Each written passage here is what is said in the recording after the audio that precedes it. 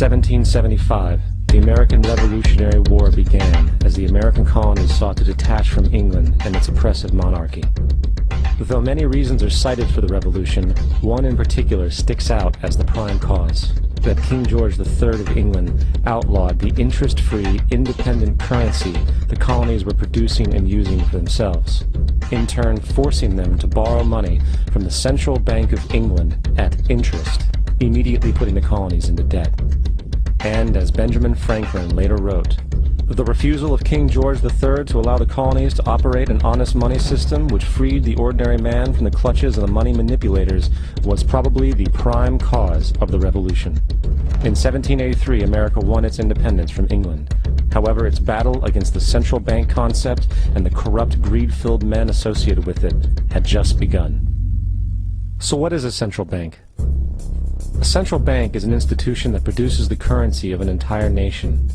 Based on historical precedent, two specific powers are inherent in central banking practice: the control of interest rates and the control of the money supply, or inflation. The central bank does not simply supply a government's economy with money, it loans it to them at interest. Then, through the use of increasing and decreasing the supply of money, the central bank regulates the value of the currency being issued. It is critical to understand that the entire structure of this system can only produce one thing in the long run: debt. It doesn't take a lot of ingenuity to figure this scam out. For every single dollar produced by the central bank is loaned at interest.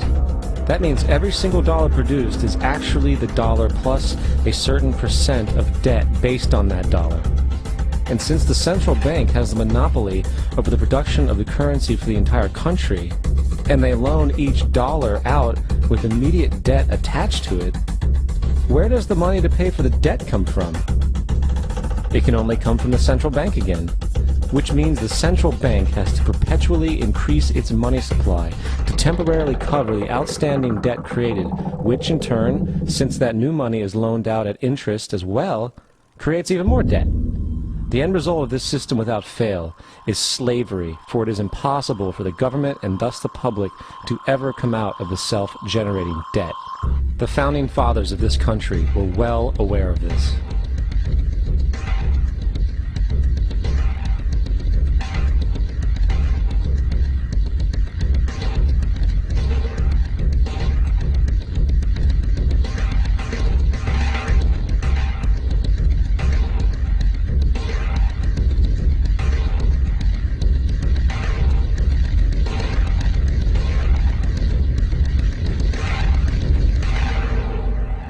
By the early 20th century, the U.S. had already implemented and removed a few central banking systems, which were swindled into place by ruthless banking interests. At this time, the dominant families in the banking and business world were the Rockefellers, the Morgans, the Warburgs, the Rothschilds. And in the early 1900s, they sought to push once again legislation to create another central bank. However, they knew the government and public were very weary of such an institution, so they needed to create an incident to affect public opinion. So, J.P. Morgan, publicly considered a financial luminary at the time, exploited his mass influence by publishing rumors that a prominent bank in New York was insolvent or bankrupt. Morgan knew this would cause mass hysteria, which would affect other banks as well. And it did. The public, in fear of losing their deposits, immediately began mass withdrawals. Consequently, the banks were forced to call in their loans, causing the recipients to sell their property, and thus a spiral of bankruptcies, repossessions, and turmoil emerged. Putting the pieces together a few years later, Frederick Allen of Life magazine wrote, "The Morgan interests took advantage to precipitate the panic, guiding it shrewdly as it progressed."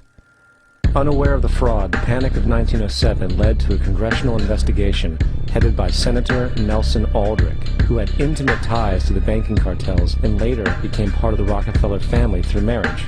The commission, led by Aldrich, recommended a central bank should be implemented so a panic like 1907 could never happen again. This was the spark the international bankers needed to initiate their plan. In 1910, a secret meeting was held at a J.P. Morgan estate on Jekyll Island off the coast of Georgia. It was there that the central banking bill called the Federal Reserve Act was written. This legislation was written by bankers, not lawmakers. This meeting was so secretive, so concealed from government and public knowledge, that the 10 or so figures who attended were told they could only use their first names in addressing each other. After this bill was constructed, it was then handed over to their political frontman, Senator Nelson Aldrich, to push through Congress.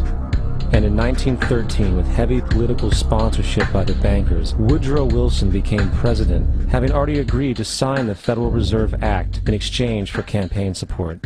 And 2 days before Christmas, when most of Congress was at home with their families, the Federal Reserve Act was voted in, and Wilson in turn made it law.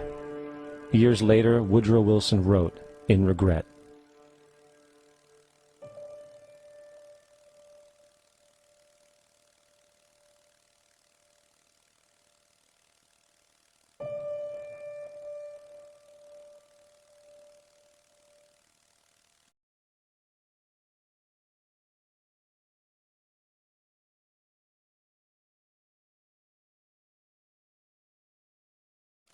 Congressman Louis McFadden also expressed the truth after the passage of the bill. A world banking system was being set up here, a superstate controlled by international bankers, acting together to enslave the world for their own pleasure. The Fed has usurped the government. Now, the public was told that the Federal Reserve System was an economic stabilizer, and inflation and economic crises were a thing of the past. Well, as history has shown, nothing is further from the truth.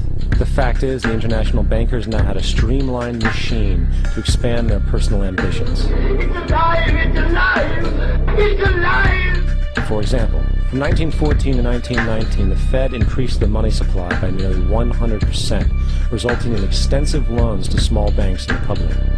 Then, in 1920, the Fed called in mass percentages of the outstanding money supply, thus resulting in the supporting banks having to call in huge numbers of loans, and, just like 1907, bank runs, bankruptcy, and collapse occurred. Over 5,400 competitive banks outside of the Federal Reserve System collapsed, further consolidating the monopoly of a small group.